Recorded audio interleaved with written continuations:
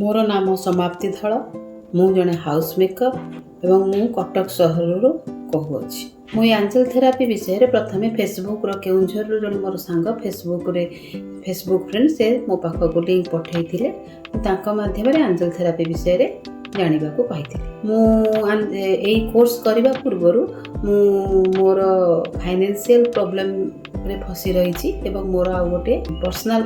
problem अच्छी जहाँकि मो परिवार को लेकिन जड़ित मुझे दीटा समस्या विषय समाधान पाई कोर्स रे जड़ित होई मेडिटेशन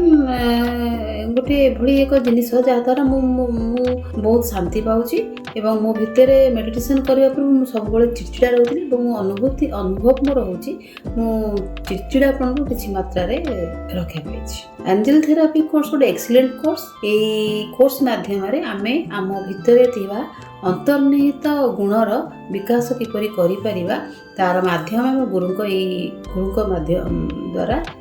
निजर अंतर्निहित गुणावली विकसित करि परिबा भलिया क्षमता अछि एंजल थेरापी रे लोक मैंने कोर्स करने निहाती दरकार कहीं यही कोर्स माध्यम लोक मैंने निजर विकास करने सहित जदि कहीं चाहिए